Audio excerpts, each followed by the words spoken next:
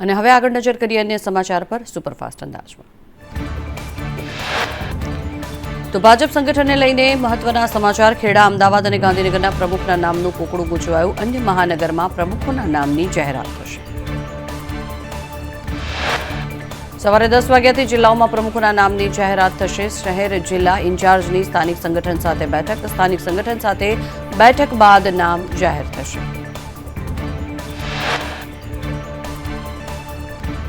જિલ્લા શહેર ભાજપ પ્રમુખોના નામ પર મહોર લાગી બંધ કરવામાં નામ જિલ્લા ચૂંટણી અધિકારીને આપવામાં આવ્યા। ક્લસ્ટર ઇન્ચાર્જ અને ચૂંટણી અધિકારી નામ જાહેર કરશે। આણંદની ઓડ નગરપાલિકાના પ્રમુખ બન્યા સંજય પટેલ। ઉપપ્રમુખ તરીકે કેતન રાઉલજીની વરણી કરવામાં આવી। ઓડ નગરપાલિકામાં તમામ 26 બેઠક ભાજપના ફાળે। સાણંદ નગરપાલિકામાં ભાજપ હોદ્દેદારોની વરણી। નગરપાલિકાના પ્રમુખ પદે ધ્રુમિન દોશીની વરણી કરવામાં આવી। ઉપપ્રમુખ પદે માલતીબેન પટેલની। કરજણ નગરપાલિકામાં પ્રમુખ બન્યા ઈલાબા અટાલિયા। ઉપપ્રમુખ તરીકે જયેશ પટેલની વરણી કરવામાં આવી। કારોબારી ચેરમેન તરીકે ઉપેન્દ્ર શાહની। આજે ભાજપ જિલ્લા મહાનગરના પ્રમુખની જાહેરાત થશે। તમામ જિલ્લા મહાનગરના પ્રમુખની જાહેરાત થશે। અગાઉ તાલુકા અને શહેર પ્રમુખોની પણ જાહેરાત કરી। મહિલા દિવસ પૂર્વે બોટાદ ભાજપની મહિલાઓને ભેટ। નગરપાલિકા પ્રમુખ, ઉપપ્રમુખ, કારોબારી ચેરમેન બની મહિલાઓ। બોટાદ નગરપાલિકાની તમામ સમિતિની ચેરમેન પણ મહિલાઓ છે। પાટણની 3 નગરપાલિકામાં પ્રમુખ પદ અને ઉપપ્રમુખ પદે વરણી કરાઈ। હારીજ નગરપાલિકામાં પ્રમુખ તરીકે ધરતીબેન સચદેની વરણી કરાઈ।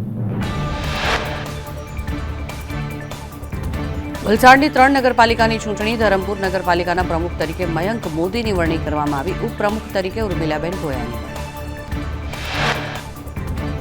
આણંદની આંકલાવ નગરપાલિકામાં ભાજપના હાથમાં સત્તા। ઉન્નતિ પટેલની નગરપાલિકા પ્રમુખ તરીકે વરણી। ઉપપ્રમુખ તરીકે અમિત કુમાર પઢિયારની વરણી।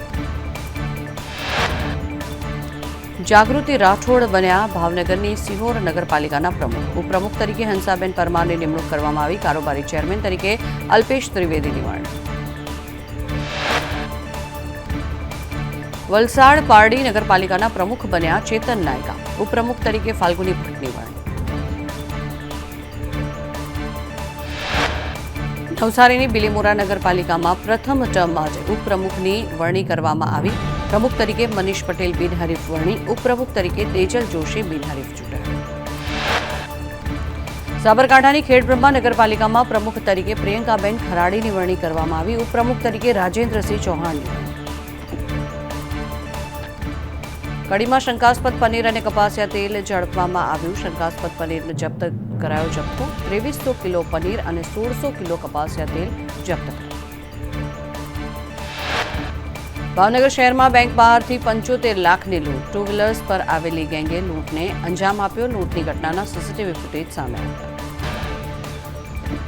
નડિયાદમાં 3 લોકોના જીવ લેનાર આરોપી શિક્ષક હરિકિશન મકવાણાનું રીકન્સ્ટ્રક્શન કરવામાં આવ્યું। ઘટના સ્થળે લઈ જઈને આરોપીનું રીકન્સ્ટ્રક્શન કરાયું। જીરા સોડામાં સોડિયમ નાઇટ્રેટ નાખીને હત્યા કરી હતી।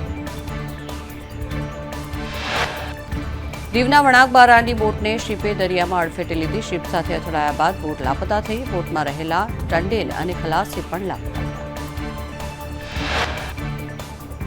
મહેમદાવાદના આમસરણમાંથી બોગસ ડોક્ટર ઝડપાયો। ખેડા જિલ્લા આરોગ્ય વિભાગે નકલી ડોક્ટરને ઝડપ્યો। બોગસ ડોક્ટર હનીફ મંસૂરી ડોક્ટરોને ભાડે રાખ્યો।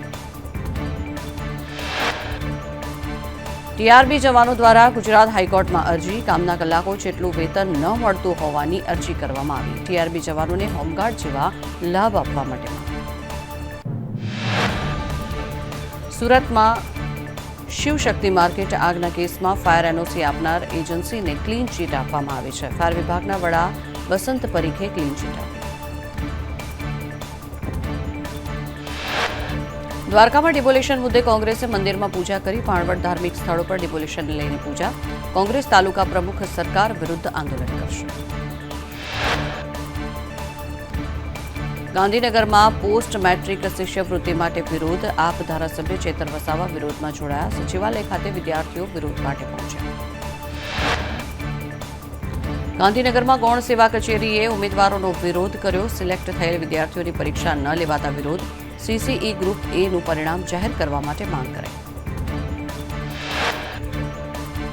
મેડિકલના 3જા વર્ષના નપાસ થયેલા વિદ્યાર્થીઓએ ગુજરાત યુનિવર્સિટીમાં દેખાવ કર્યા. વિદ્યાર્થીઓએ રીએસેસમેન્ટની માંગ કરી. MD-MSના 3જા વર્ષના 115 વિદ્યાર્થીઓને નપાસ કર્યા.